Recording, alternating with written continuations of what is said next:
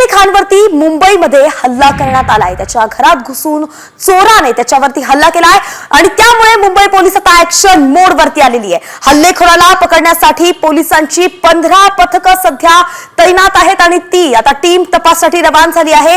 गुन्हे शाखा सुद्धा आता ऍक्शन मोड वरती आल्याचं कळतंय। फॉरेन्सिक टीम कडून सैफ अली खानच्या घराची तपासणी केली जाते। एकंदरीतच सैफवरती हल्ला झाला म्हणून मुंबई पोलीस आता ऍक्शन मोड वरती आलेली आहे। आपण पाहिलं तर 15 पथकं तैनात आहेत। गुन्हे शाखेच्या 8 तर स्थानिक शाखेच्या 7 टीम अशा एकूण 15 पथकं या प्रकरणाचा तपास करत आहेत। नेमकं तो चोरटा कोण होता त्याला पकडण्यासाठी हे सगळी पथकं जी आहेत ती रवाना झाली आहेत। मुंबईमध्ये अत्यंत मोठा हल्ला झाला। बॉलिवूड मधलंच एक मोठं नाव शिवाय पतोडे राजघराण्याचे नवाब सुद्धा म्हणून सैफ अली खान यांना ओळखलं जातं। त्यांच्यावरती इतका मोठा हल्ला होणं शिवाय त्यांच्या घरात जाऊन तो होणं, मोठी सुरक्षा व्यवस्था असताना सुद्धा सगळं काही झुगारून त्यांच्या घरापर्यंत चोरटा पोहोचतो आणि सैफ अली खान सोबत झटापट होऊन त्याच्यावरती हल्ला होतो। 6 वार केले जातात, 2 अगदी जखमी, 2 वार अत्यंत मोठे असतात आणि अशात आता लीलावती रुग्णालयात सैफ अली खानवरती उपचार सुरू आहेत। मोठी घडामोड म्हणून त्या संदर्भात प्रत्येक अपडेट जाणून घेऊया। एक मोठी अपडेट याच संदर्भात येते ती म्हणजे सैफ अली खानवरती न्यूरो सर्जरी सुद्धा पार पडलेली आहे। त्याच्या पाठीत मणक्याजवळ अडकलेली तीक्ष्ण वस्तू बाहेर काढण्यात आलेली आहे। सुमारे 2 ते 3 इंच लांबीची वस्तू बाहेर काढण्यात आल्याची माहिती आहे आणि यानंतर आता कॉस्मेटिक सर्जरी सुरू असल्याचं कळतंय। एकंदरीतच लीलावती रुग्णालयामध्ये सैफ अली खानवरती सर्जरी सुरू आहे आणि अशामध्ये 2 ते 3 इंच त्याच्या पाठीच्या मणक्यामध्ये एक धारदार वस्तू जी आहे ती गेली होती ती आता काढण्यात आली आणि कॉस्मेटिक सर्जरी आता सुरू आहे।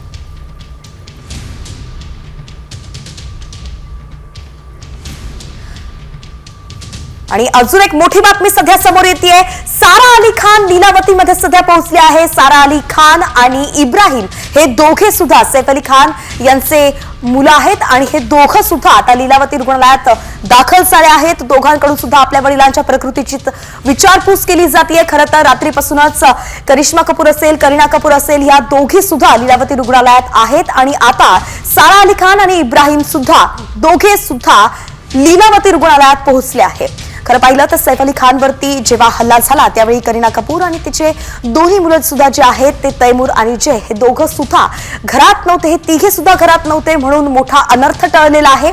मात्र सैफ अली खानवरती चाकू हल्ला झाला आणि तो गंभीर जखमी झाल्याची माहिती आहे। सैफ अली खानवरती लीलावतीत सर्जरी सुरू असल्याचं कळतंय आणि वडिलांच्या भेटीसाठी सारा अली खान पोहोचली असल्याचं कळतंय।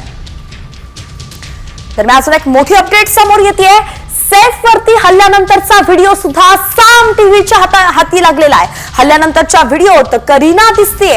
ही दृश्य सध्या आपण पाहतोय। रात्री 11:30च्या दरम्यान सैफ अली खानवरती हल्ला झाला। सैफ अली खानवरती 6 वेळा चाकूचा वार झाला होता आणि त्यानंतरची दृश्य आपण पाहतोय। सैफ अली खानवरती हल्ला झाला त्यानंतरचा व्हिडिओ साम टीव्हीच्या हाती लागलाय ज्यामध्ये करीना कपूर आपल्याला दिसतेय।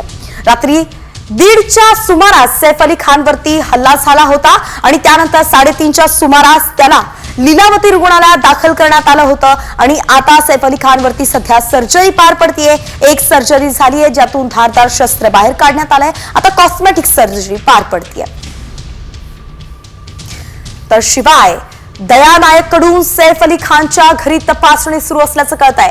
क्राईम ब्रांचचे अधिकारी दया नायक आहेत, शिवाय एन्काउंटर स्पेशलिस्ट म्हणून सुद्धा त्यांची ओळख आहे आणि अशा एका मोठ्या आता अधिकाऱ्याची या प्रकरणामध्ये एंट्री झालेली आहे। दया नायक यांच्याकडून सैफ अली खानवरती जो हल्ला झालाय त्या सगळ्या प्रकरणाची तपासणी केली जाते।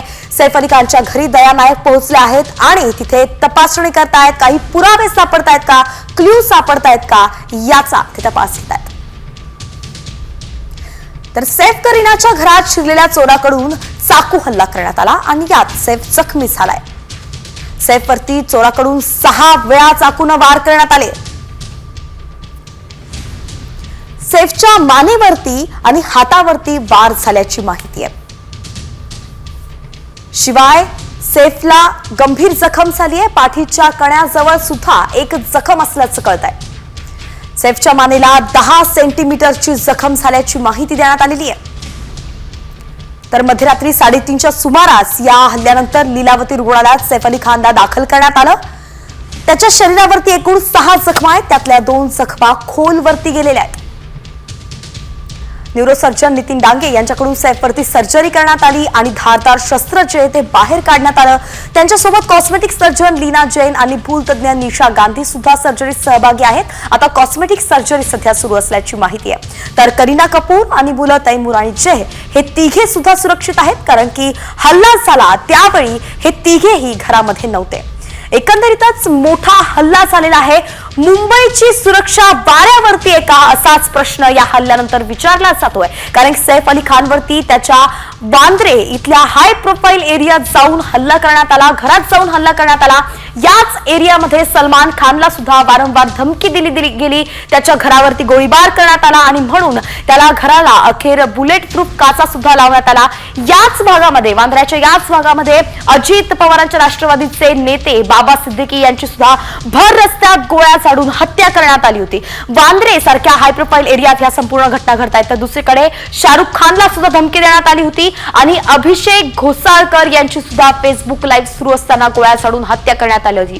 या गेल्या काही दिवसांमधल्या, काही महिन्यांमधल्या या 5ही घटना जर बघितल्या तर याचं केंद्रबिंदू मुंबई आहे। मुंबईतच या सगळ्या मोठ्या घटना घडतायत आणि टार्गेट केले जात आहेत ते चेहरे सुद्धा अत्यंत मोठे आहेत आणि अशांची सुरक्षा करण्यात पोलीस यंत्रणा जर कमी पडतीये तर त्यामुळेच मुंबईची सुरक्षा वाऱ्यावरती आहे का असा प्रश्न उपस्थित केला जातोय। नेमका मुंबई पोलिसांना अपयश येत आहे का मुंबईची सुरक्षा करण्यात, हा देखील मोठा प्रश्न उपस्थित होतोय।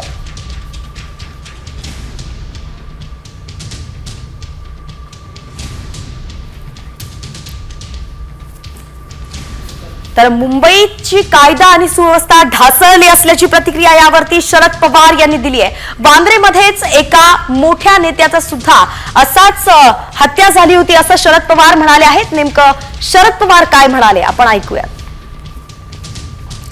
एकंदरीतच राजकीय प्रतिक्रिया सुद्धा याच्यावरून येताना दिसत आहेत। अनेक विरोधकांनी या प्रकरणावरून सरकारवरती हल्लाबोल केला आहे।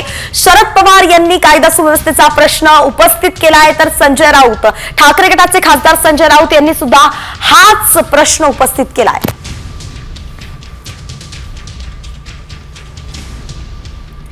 आणि एक मोठी बातमी सध्या समोर येते, कलाकारांवरती हल्ला होणं दुर्दैवी असल्याचं अनिल देशमुख म्हणाले। सैफ अलीवरती हल्ला झाला त्याच्यानंतर राजकीय प्रतिक्रिया आता समोर येत आहेत। कठोर कारवाई करण्याची मागणी सुद्धा देशमुखांनी केलेली आहे। आपण पाहतोय की अनिल देशमुख यांनी ट्विट केलंय, कलाकारांवरती असे हल्ले होणं दुर्दैवी आहे, पोलीस प्रशासनानं या हल्लेखोरांवरती कठोर कारवाई करावी असं ट्विट राष्ट्रवादी पवार गटाचे नेते अनिल देशमुख यांनी केलेलं आहे। आपली मुंबई, आपला महाराष्ट्र कलाकारांचा आश्रयदाता आहे। कलाकारांसाठी भयमुक्त वातावरण असणं ही सरकारची जबाबदारी असल्याचं म्हणत त्यांनी सरकारवर सुद्धा निशाणा साधलेला आहे।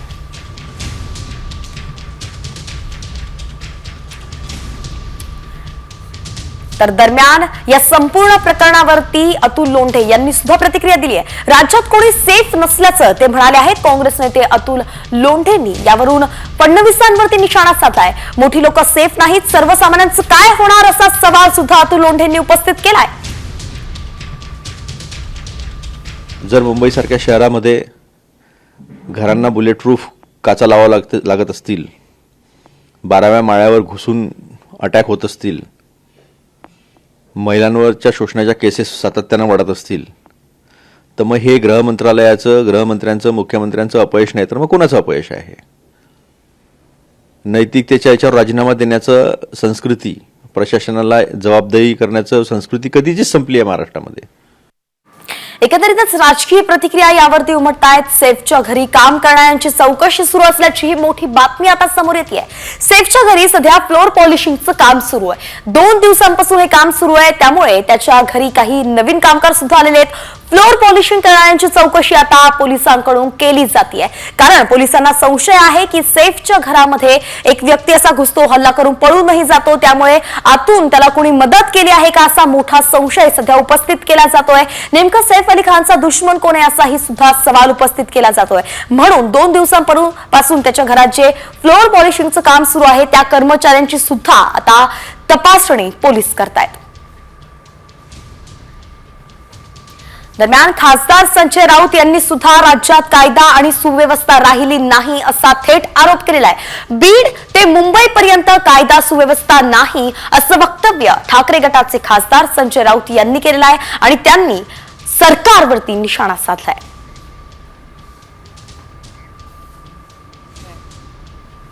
काल देशाचे प्रधानमंत्री मुंबईत होते, त्याच्यामुळे सगळी सुरक्षा व्यवस्था तिकडे असणार. हे जे कलाकार आहेत मोठे मोठे, ज्यांच्या घराला बाहेर सिक्युरिटी आहे, त्यांना स्वतःला सुरक्षा व्यवस्था आहे, तिथेही सरळ चोर घुसतात आणि हल्ला करतात. 15 दिवसापूर्वी सैफ अली खान सहकुटुंब मोदींच्या भेटीला गेले होते आणि प्रधानमंत्र्यांनी त्यांच्या कुटुंबाबरोबर 1 तास व्यतीत केला होता आणि त्यानंतर सैफ अली खानवरती हल्ला झाला. तो चोराने केलाय, कोणी केला हा पुढला प्रश्न. पण या राज्यामध्ये कोणी सुरक्षित नाही. तर ही दृश्य सध्या आपण पाहतोय टीव्हीच्या स्क्रीनवरती. सेलिब्रिटींचं वांद्रे असुरक्षित असल्याचं आता बोललं जात आहे. कारण बाबा सिद्दीकी, अजित पवार यांच्या राष्ट्रवादीचे मोठे नेते यांचा सुद्धा याच वांद्रे परिसरामध्ये भर रस्त्यात गोळ्या झाडून त्यांची हत्या करण्यात आली होती. तर सलमान खानचं घर सुद्धा याच एरियामध्ये आहे आणि या ठिकाणी त्याच्या घरावरती दिवसाढवळ्या गोळीबार झाला होता, म्हणून त्याला घराला अखेर बुलेट प्रूफ काचा लावण्याची वेळ आलेली आहे. तर तिसरं म्हणजे आता सैफ अली खानचं सुद्धा याच परिसरामध्ये घर आहे आणि त्याच्यावरती तर घरात शिरून जीवघेणा हल्ला झालाय. आहे कारण ज्या तऱ्हेने मुंबईच्या कायदा सुव्यवस्थेच्या बाबतीमध्ये आता दिसतंय की ते पूर्णपणे धिंडवडे निघालेले आहेत. म्हणजे राजकारणी असो किंवा सिने अभिनेत्री असो किंवा विविध क्षेत्रामधल्या लोकांवरती आज आपण बघतोय की घरामध्ये बसून रस्त्यामध्ये सार्वजनिक ठिकाणी हल्ले व्हायला लागलेत. थोडी हिंमत का होते? कारण गुंडांना त्या ठिकाणी राजश्रय देण्याचं काम होतं. गुंड वर्षावर फिरतात, मंत्रालयामध्ये रील काय करतात, त्याच्यामुळे एक वातावरण झालेलं आणि कायद्याचा धाक नाहीये, कायद्याचा धाक नाही, कायद्याचा दरार म्हणून अशा घटना होतात. दुर्दैवाने घरात घुसून लोकांना मारायला लागले तरी आपण जर गप्प बसणार असू तर कुठे चाललाय महाराष्ट्र माझा? तर या प्रकरणामध्ये नेमकं कशा अपडेट्स येत आहेत, काय तपास समोर येतोय, त्याची सगळी अपडेट आपल्यापर्यंत पोहोचवणार आहोत. तुर्तास इतरही राज्यातल्या बातम्या आहेत, त्या सगळ्यांचा आता वेगवान आढावा घेऊया टॉप 50च्या माध्यमातून. आरटीई प्रवेश प्रक्रियेतील शाळा नोंदणी प्रक्रियेचा पहिला टप्पा पूर्ण झाला असून विद्यार्थी नोंदणीला सुरुवात होणार आहे. रत्नागिरी जिल्ह्यातील 91 शाळांमधील 782 जागांवरती मोफत प्रवेश दिला जाणार आहे. तसंच अनेक खासगी शाळांची प्रवेश प्रक्रिया सुरू झाली आहे.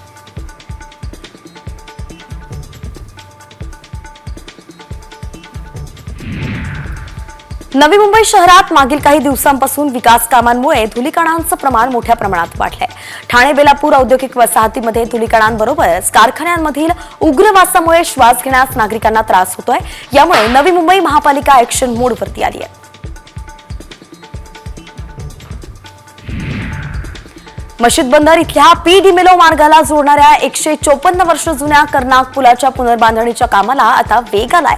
हा पूल आता लवकरच रेल्वे रुळांवरती स्थापित केला जाणार आहे. त्यासाठी मुंबई प्रशासनानं मध्य रेल्वेकडे ब्लॉक घेण्याची विनंती केली आहे. वेळापत्रकानुसार जूनपर्यंत पुलाचं काम पूर्ण करण्याचं उद्दिष्ट आहे.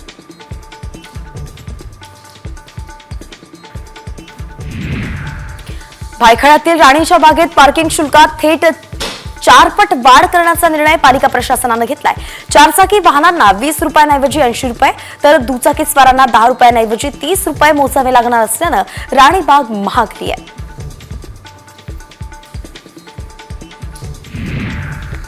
अंधेरी पोलीस ठाण्याच्या हद्दीत घरफोडीचा प्रकार उघडकीस आला.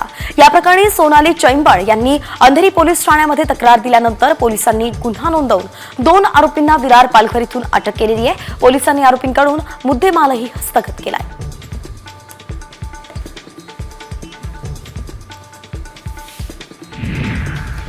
मेट्रो 9 आणि मेट्रो 7 या दोन्ही मार्गिकांच्या कामांसाठी कंत्राटदारांना मुदत वाढ देण्यात आलेली आहे. मेट्रो 9 मार्गिकेला जून 2025 पर्यंत तर मेट्रो 7 साठी जुलै 2026 पर्यंत मुदत वाढ दिली आहे. त्यामुळे या दोन्ही मार्गिका वाहतूक सेवेत दाखल होऊन या मार्गिकांवरून प्रवास करणाऱ्यांसाठी मुंबईकरांना प्रतीक्षा करावी लागणार आहे. टाटा मुंबई मॅरेथॉन 2025च्या निमित्तानं रेल्वेच्या वतीनं मुंबईत विशेष लोकल गाड्या चालवल्या जाणार आहेत. स्पर्धकांना मॅरेथॉनमध्ये सहभागी होता यावं यासाठी मध्य रेल्वे प्रशासनानं हा निर्णय घेतलाय.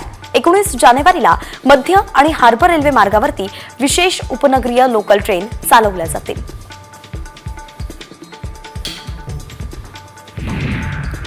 पुणे रेल्वे स्थानकाच्या यार्ड मॉड्युलिंगच्या कामाला सुरुवात झाली आहे. हे काम जून 2026 पर्यंत पूर्ण करण्याचं उद्दिष्ट आहे. इथे नवीन प्लॅटफॉर्मसह प्रवाशांना आवश्यक पायाभूत सुविधा पुरवण्याचं नियोजन आहे. या कामामुळे पुणे रेल्वे प्रवाशांना दिलासाही मिळणार.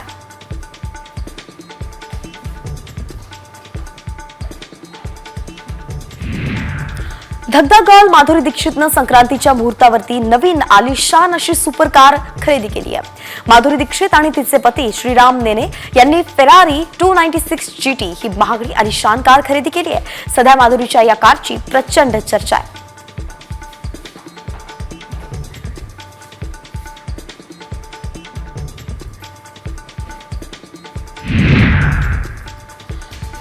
नाशिकमध्ये अवकाळी पावसानं हजेरी लावली आहे. हवामानशास्त्र विभागानं वर्तवलेल्या अंदाजानुसार नाशिकच्या सटाणा तालुक्यात संध्याकाळच्या सुमारास अवकाळी पावसानं हजेरी लावली. मात्र उन्हाळी कांदा आणि रब्बीच्या पिकांना फटका बसणार आहे.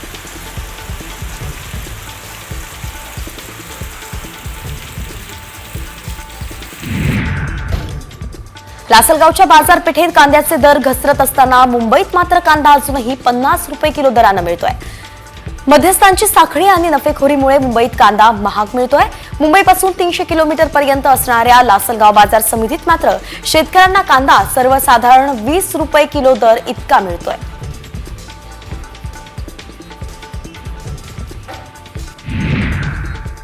अहिल्यानगर जिल्ह्यात यंदाही कांद्याची विक्रमी लागवड होण्याची शक्यता आहे. सध्या सर्वच भागात रब्बी कांद्याची लागवड जोरात सुरू आहे. मात्र दरवर्षीच्या तुलनेत कांदा लागवड 20% वाढलाय.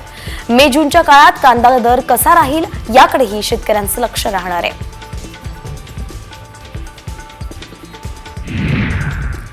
यवतमाळ जिल्ह्यात शेतकऱ्यांना रात्रीच्या कडाक्याच्या थंडीत जागरण करून शेतात पाणी द्यावं लागतंय. सिंचनासाठी दिवसा वीज पुरवठा करण्याची मागणी शेतकऱ्यांकडून केल्यानंतरही रात्री वीज पुरवठा केला जातोय आणि त्यामुळे शेतकऱ्यांना नाहक त्रास सहन करावा लागतोय.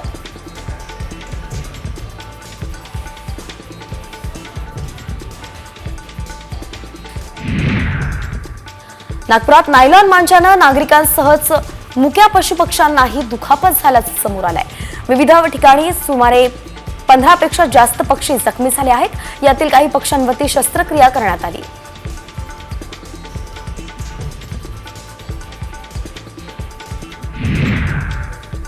येवला मनमाड महामार्गावरती इको कार आणि कंटेनर यांच्यात अपघात झालाय. अपघातात एक जण ठार तर एक जण जखमी झाला असल्याची माहिती आहे. कंटेनर चालक मात्र तिथून फरार झाल्यानं येवला पोलिसांत अपघाताची नोंद करण्यात आली आहे.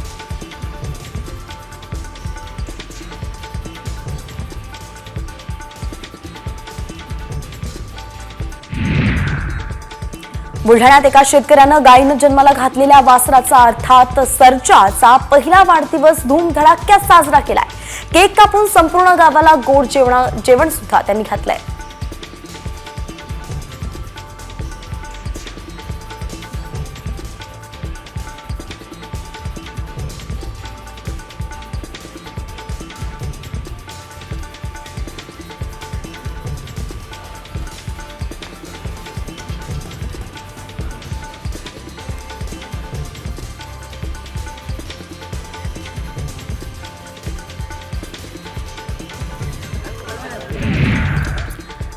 बारामतीत आज शरद पवार आणि उपमुख्यमंत्री अजित पवार एकाच मंचावरती आले होते. लोकसभा विधानसभा निवडणुकीनंतर पहिल्यांदाच काका पुतण्या एकाच मंचावरती आले होते. कृषी प्रदर्शनाच्या उद्घाटनाच्या निमित्तानं एकत्र दिसले.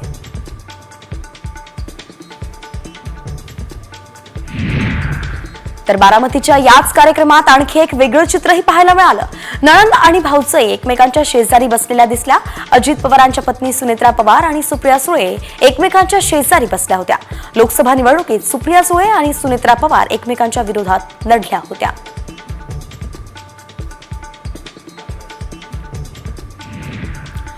पायलट प्रोजेक्ट म्हणून 20 ठिकाणं फेरीवाली मुक्त करण्यास मुंबई महापालिका अपयशी ठरली आहे असे ताशेरे हायकोर्टानं उठलेत. तसंच हायकोर्टानं यावेळी राज्य सरकारला बॉम्बे पोलीस ऍक्ट आणि मुंबई महापालिका कायद्यात सुधारणा करून पोलिसांवरती अधिक जबाबदारी टाकण्याची सूचनाही केली आहे.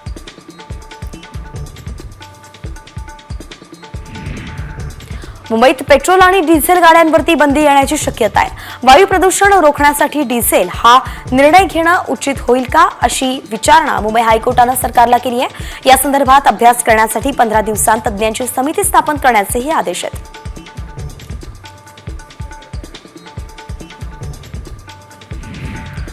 आज ठाणे शहर, कळवा, मुंब्र्याच्या काही भागात पाणी पुरवठा बंद राहणार आहे. मुख्य जलवाहिनीच्या दुरुस्तीच्या कामामुळे सकाळी 9 ते रात्री 9 वाजेपर्यंत पाणी पुरवठा बंद राहील. यामुळे पालिकेकडून नागरिकांना पाणी जपून वापरण्याचं आवाहन करण्यात आलंय.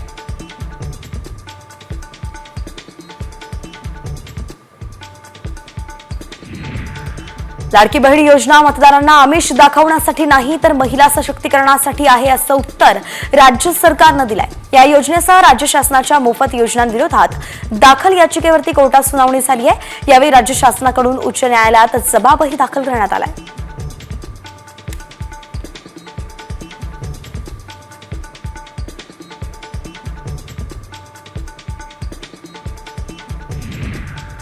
उल्हासनगरमध्ये गाडी पार्किंगवरून झालेल्या वादात एका कुटुंबाला गुंडाकडून मारहाण केल्याचा धक्कादायक प्रकार समोर आलाय. मारहाण पाहणाऱ्या वृद्धाचा हार्ट अटॅकनं मृत्यू झाल्याचा आरोप केला जातोय. या संपूर्ण घटनेचा सीसीटीव्ही समोर आलाय.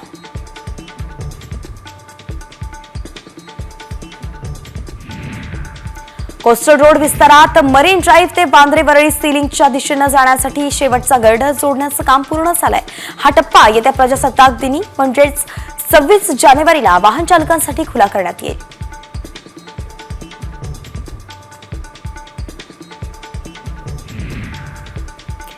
NHAI द्वारे नवा द्रुतगती महामार्ग उभारला जाणार आहे. नव्या एक्सप्रेसवेमुळे MTHL हून गोव्याला जाणारा प्रवास फक्त 30 मिनिटांत पूर्ण होणार आहे. तसंच हा प्रवास पूर्ण होण्यासाठी 30 महिने लागतील असंही म्हटलं जात आहे. हा एक्सप्रेसवे अनेक महामार्गांना जोडला जाणार असल्यानं प्रवास अधिक सुकर होणार आहे.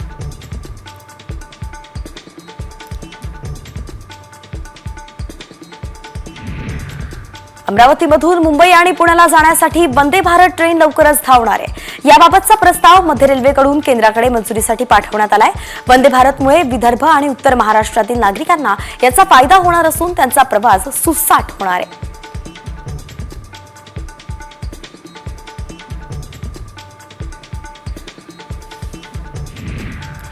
स्लीपर वंदे भारत ट्रेनची चाचणी देशातील विविध भागांमध्ये घेतली जाते. यातच पहिली स्लीपर वंदे भारत मुंबईत दाखल झाली आहे. याच पार्श्वभूमीवरती अहमदाबाद ते मुंबई सेंट्रल या मार्गावरती स्लीपर वंदे भारत ट्रेनची चाचणी घेण्यात आली. ही चाचणी यशस्वी ठरल्याचंही सांगितलं जात आहे.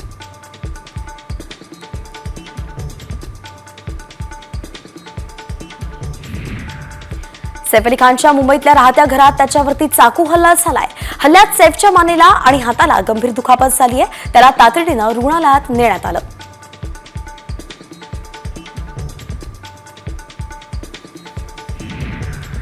सैफ अली खान हल्ला प्रकरणी अनेक सवाल उपस्थित होत आहेत. हा चोरच होता की आणखी कोण असा प्रश्न विचारला जातोय. आणि या प्रकरणी पोलिसांनी सैफच्या घरातल्या तिघांना चौकशीसाठी ताब्यात घेतलंय. सैफच्या घरातल्या नोकरांचे मोबाईलही जप्त करण्यात आलेत.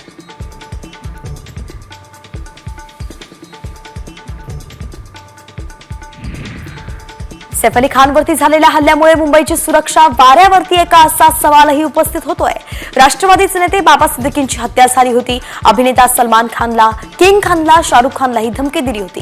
त्यामुळेच अभिनेत्यांवरती रोष का असा प्रश्न समोर येतोय.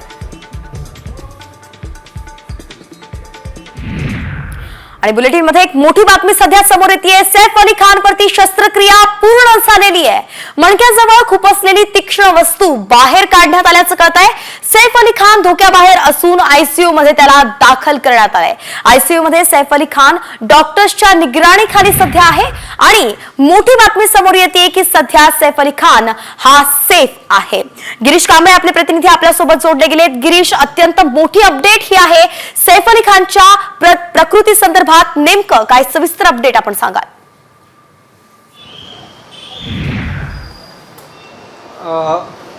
ऑफिशियल एक स्टेटमेंट आलेलं आहे सैफ अली खान यांच्या टीमकडून. यामध्ये सैफ अली खान याच्यावर शस्त्रक्रिया आहे ती पार पडण्यात आलेली आहे. 2 शस्त्रक्रिया झालेल्या आहेत. यामध्ये एक न्यूरो सर्जरी होती आणि दुसरी कॉस्मेटिक सर्जरी होती. या दोन्ही सर्जऱ्या पार पडलेल्या आहेत. यशस्वीरित्या ह्या दोन्ही सर्जऱ्या पार पडलेल्या असून आता सैफ अली खान आहे तो धोक्यातून बाहेर अशा पद्धतीची माहिती ही सैफ अली खान याच्या टीमकडून देण्यात आलेली आहे. आता डॉक्टर आहेत त्यांच्या देखरेखीखाली त्याला ठेवण्यात आलेला आहे. पुढील काही तास असेल किंवा कधीपर्यंत त्याला डिस्चार्ज देणार याबाबत अद्याप तरी स्पष्टता नाही. मात्र दोन्ही शस्त्रक्रिया यशस्वी झाल्यानंतर आता त्याचा देखरेखीखाली ठेवण्यात आलेला आहे. त्या टीमने तीनही डॉक्टर्स असतील या सर्वांचेच आभार मानलेले आहेत. याशिवाय सध्या सैफ अली खान याची शस्त्रक्रिया पार पाडल्यानंतर या ठिकाणी त्याची दोन्ही मुलं आहेत ते या ठिकाणी या रुग्णालयात दाखल झालेले आहेत सैफ अली खान याला पाहण्यासाठी. सारा अली खान आणि इब्राहिम खान हे दोघंही मुलं मुलगी या ठिकाणी पोहोचले आहेत. काही वेळापूर्वीच त्याच्यावर दोन्ही शस्त्रक्रिया आहेत त्या पार पडलेल्या आहेत. तासाभरापूर्वी एक न्यूरो सर्जरी होती ती पार पडली ज्यामध्ये मणक्याला मार लागलेला होता, ज्यामध्ये 2 ते 3 इंच अशी टोकदार अशी वस्तू या ठिकाणी होती. ती वस्तू आहे ती काढण्यात आली. तो एक चाकूचा भाग असल्याचं देखील सांगितलं गेलं आहे. आणि ती न्यूरो सर्जरी पार पडल्यानंतर कॉस्मेटिक सर्जरी होती ती देखील आता पार पडली. आणि यानंतर ऑफिशियल अधिकृतरित्या सैफ अली खान यांच्या टीमकडून अधिकृतरित्या माहिती देण्यात आली आहे की या शस्त्रक्रिया आहेत त्या पार पडलेल्या आहेत आणि यामधून तो धोक्यातून तो बाहेर आलेला आहे. त्याची प्रकृती चिंताजनक नाहीये, प्रकृती ठीक आहे आणि काही वेळ त्यांना डॉक्टरच्या देखरेखीखाली ठेवण्यात येणार आहे. अच्छा, धन्यवाद गिरीश. अगदी सविस्तर अपडेट आपण दिली. या संदर्भात अजून काही अपडेट्स असतील तर आपल्याकडून त्या वेळोवेळी घेत राहू. तर ही मोठी बातमी सध्या आपण पाहतोय. सैफच्या घरी काम करणाऱ्यांची ही आता चौकशी केली जातेय. सैफच्या घरी फ्लोअर पॉलिशिंगचं काम सुरू होतं. गेल्या 2 दिवसांपासून हे काम सुरू होतं अशी माहिती आहे आणि यातील सगळ्या कामगारांची सुद्धा आता तपासणी केली जातेय. फ्लोअर पॉलिशिंग करणाऱ्यांची चौकशी पोलिसांकडून केली जातेय. खरं सांगायचं तर एक महत्वाची गोष्ट म्हणजे 3 कर्मचाऱ्यांची सुद्धा आणि या सगळ्यांना आता ताब्यात घेण्यात आलेलं आहे. त्यांची चौकशी केली जाते. 3 कर्मचारी जे सैफच्या घरी काम करत होते, रात्री त्या ठिकाणी उपस्थित होते, त्यांना सुद्धा घेतलं आहे पोलिसांनी ताब्यामध्ये. त्यांचे मोबाईल सुद्धा जप्त करण्यात आले आहेत आणि त्यांच्याकडून सुद्धा अजून काही पुरावे किंवा माहिती मिळते का याचा तपास पोलीस करतायत.